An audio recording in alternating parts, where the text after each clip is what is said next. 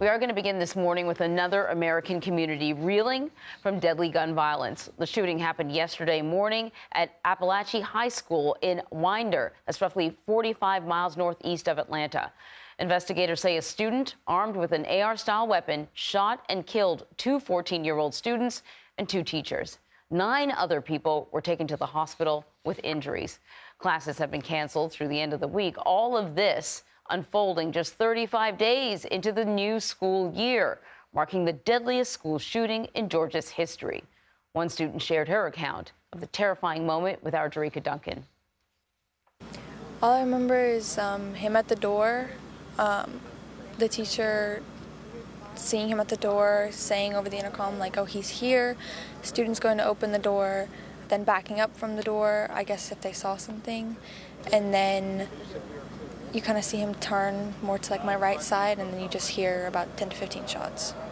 Well, Jericka Duncan is at Appalachian High School this morning. Jericka, I know often when things like this happen, even though the school is not in session right now, people often gather around the area. What is the scene like this morning? Well, you can probably see behind me, Anne-Marie, there's still the caution tape.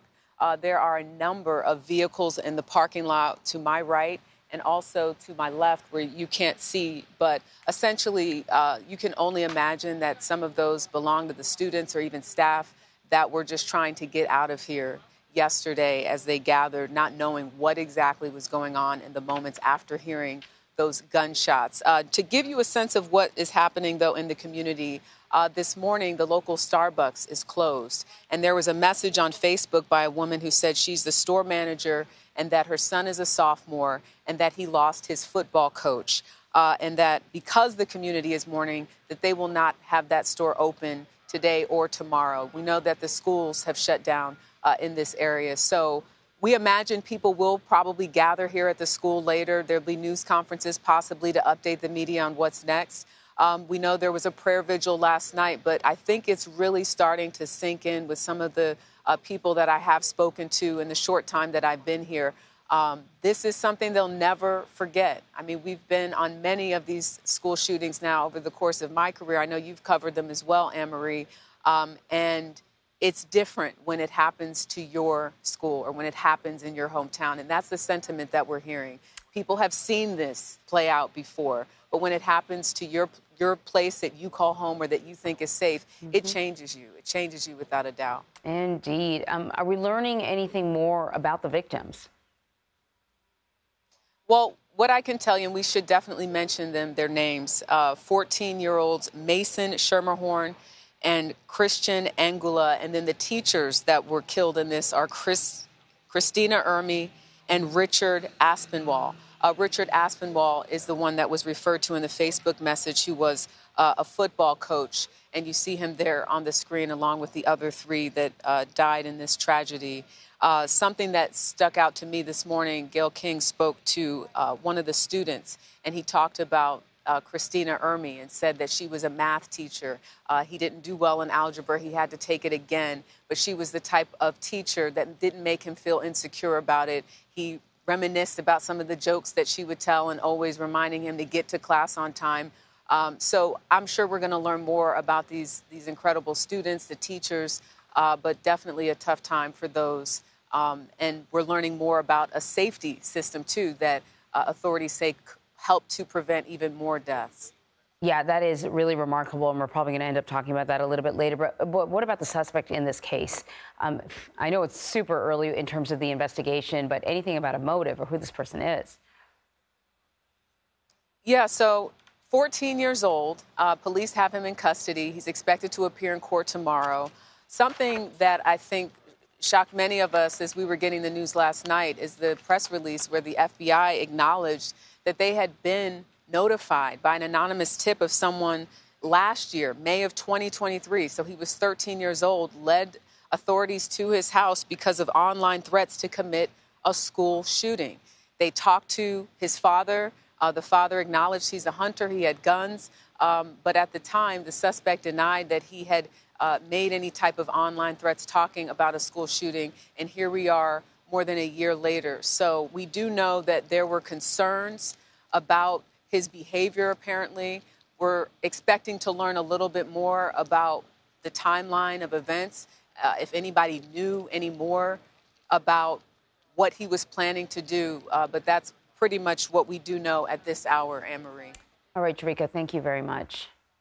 So for more analysis, I want to bring in Anna Schecter. She is CBS News coordinating producer for crime and public safety. Thanks for joining us again, Anna. So you heard Jericka talk about the FBI meeting with the suspect and his father last year. This is exactly how it's supposed to go, right? If you see something, say something. Someone said something. The FBI questioned them, but they weren't able to do anything afterwards. Can you talk about whether, what would sort of stop the FBI from any sort of intervention? It's a good system, it seems like on paper, but not always in practice.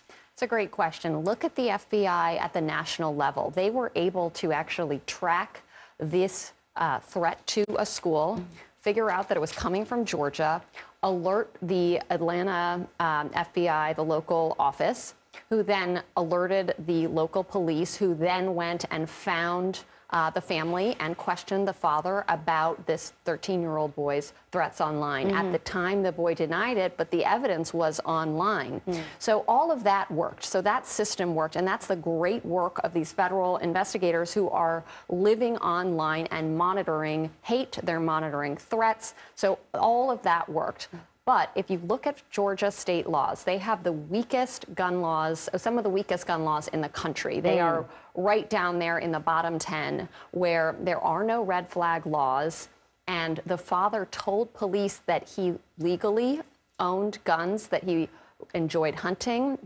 And so those AR-style guns are allowed if you obtain them legally and they're used for sport. There are no laws restricting a family from having those guns, even if the federal investigators had flagged a potential problem. And that's where we have this breakdown. So if you look at the map, there's this patchwork of gun laws, and it varies state by state, and it makes it very difficult to have a comprehensive solution to this problem. We keep seeing these school shootings. We keep seeing mass shootings. This year, 2024, is on track to be on par with this upward trend in gun violence. School shootings, ever since 2018, we've seen a spike in deaths in or around shootings. In 2021 and 22, we had particularly high numbers. So now it's coming down a little bit, but we're significantly higher than 2014. So this is an upward trend. You see, I'm like quickly sort of Googling, trying to remember that Michigan case. I think it was Michigan case. Ethan Crumbley, whose parents were charged. Yes. First time that ever happened. So as you're talking, I was thinking, what some of the reporting suggests is that when the FBI met with this young man and his father, the father, told the FBI that the guns were secure. Surely there must be some sort of law. Clearly, the gun's not secure. If it turns out to be the case that the suspect is responsible for this, surely there must be some sort of laws then surrounding that.